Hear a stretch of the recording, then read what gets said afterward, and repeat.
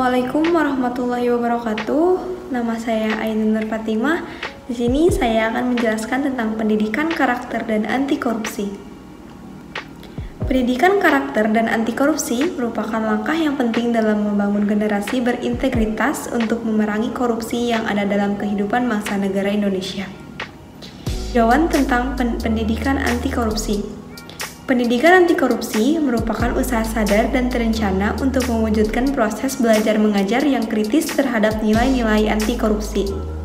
Dalam pasal 435 KUHP, korupsi berarti busuk, buruk, bejat, dan dapat disogok, suka disuap.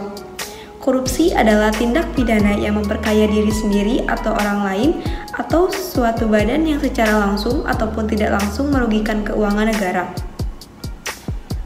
Faktor yang berpengaruh dilakukannya korupsi adalah faktor internal bersumber dari dalam diri individu, yaitu misalnya sifat rakus, serakah yang tertanam kuat dalam diri individu tersebut.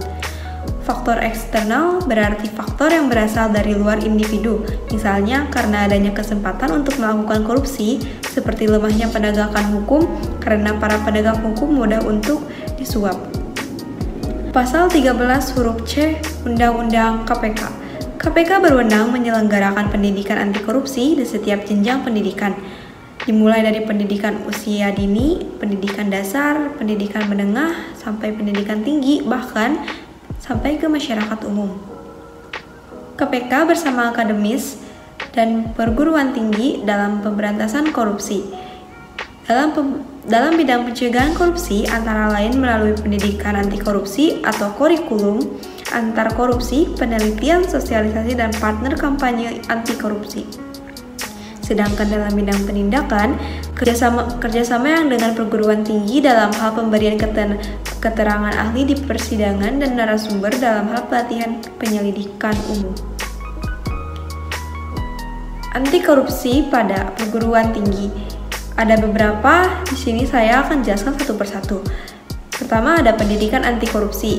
Implementasi pendidikan anti korupsi di kampus, orientasi mahasiswa baru, perkuliahan, pembekalan calon wisudawan.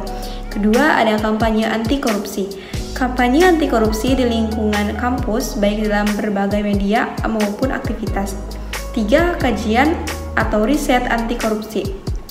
Program dan kegiatan kajian atau riset tematik atau pembangunan pusat kajian anti korupsi.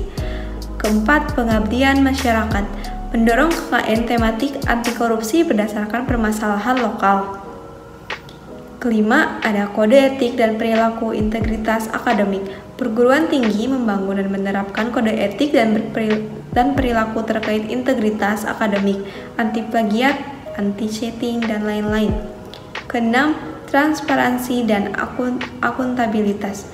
Adanya sistem pengelolaan dana operasional dalam rangka mencegah terjadinya tindak pidana korupsi.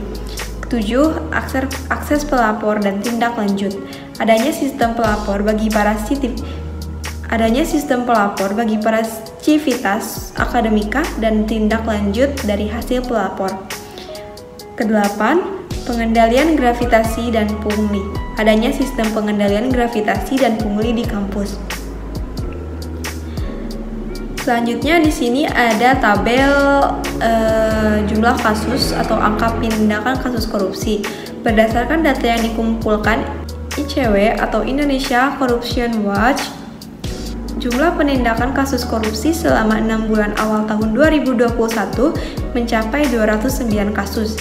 Jumlah itu naik di bidang periode yang sama di tahun sebelumnya sebesar yakni 169 kasus.